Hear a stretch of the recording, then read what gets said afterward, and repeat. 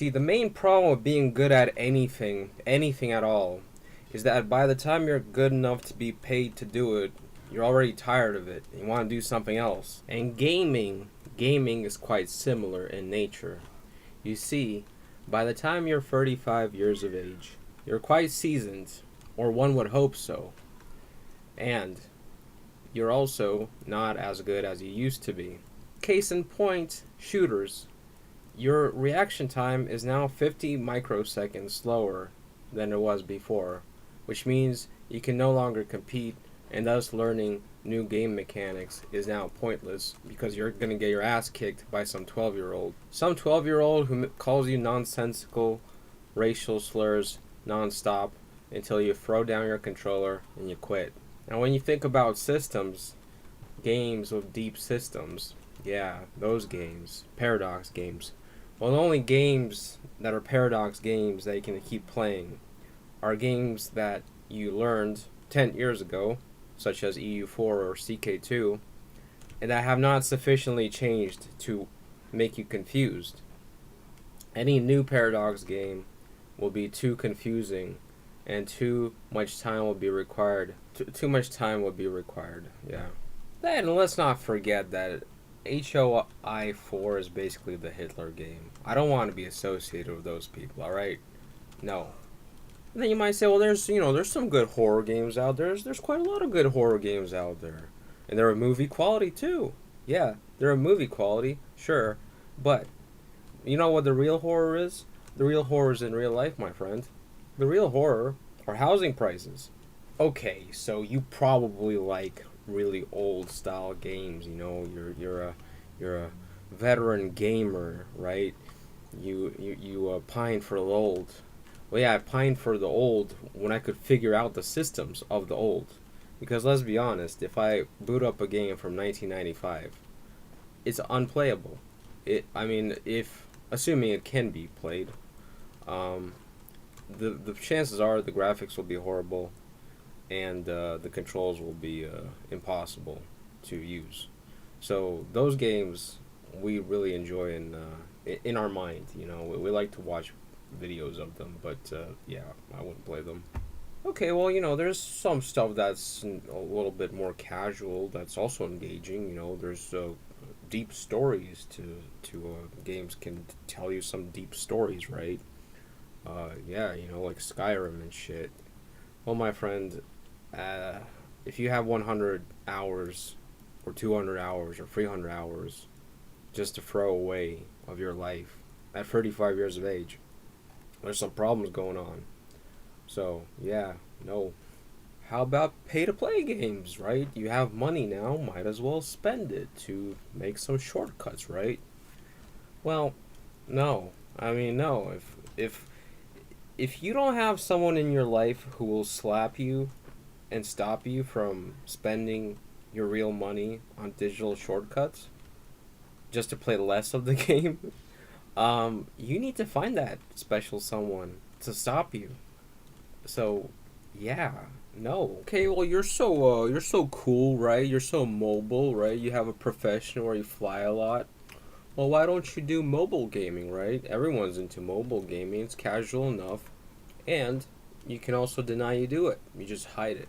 As soon as someone sees you doing it, you pretend you're doing something else. All right, it's not a bad point, but if you work at a computer, you're already fucking your site up real bad, right? You're already making yourself nearsighted. Well, mobile gaming, you're like making that effect 3 times worse, right?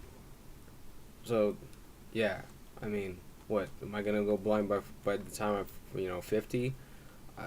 Probably not the best idea. Let's be honest. All right, so why then do you play this game that no one recognizes? Why are you playing this crappy game?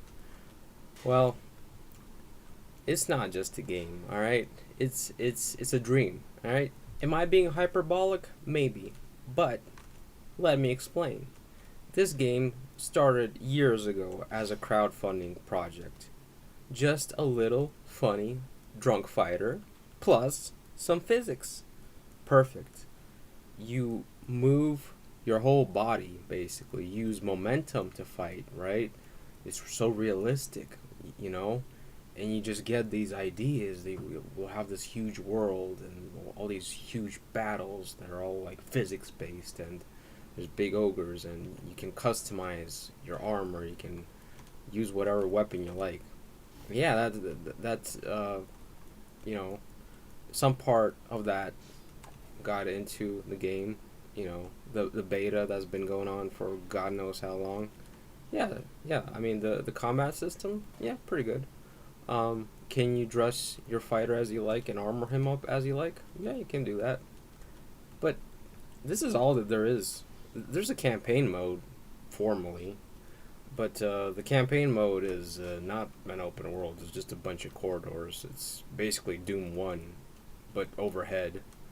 And, there's also it's also hardcore, basically, so it's permadeath. So if you die, you just get to wander through more corridors until you can just memorize them. Then you can just wander them some more faster. And there's basically no upside to it, but we still go with it because we like the combat so much and the vision so much. So what is Exanima? Well, Exanima is a game that no one nowadays would ever bother to learn how to play because it's too clunky and too awkward. And when I was learning it way back, I recognized that, but there was a dream. And what can I say about this game? This game is a vibe. It's a vibe. That's why I play it. Not because I believe it'll ever be finished. Not because I believe there will be a multiplayer version. I mean, we still have some hope by see it by 2035 or something. But yeah, I mean, most of us don't even watch for the updates anymore. It's just a game you can play while listening to something inconsequential, like the news or something. But yeah, it's just a vibe. It's just a vibe, you know. And other games, they're not my vibe. I can't vibe with them because either they're too simple, they take too much time to learn, or a whole bunch of other factors, or they cost too much, in terms of time or money, or they're just not cool. That's the thing too.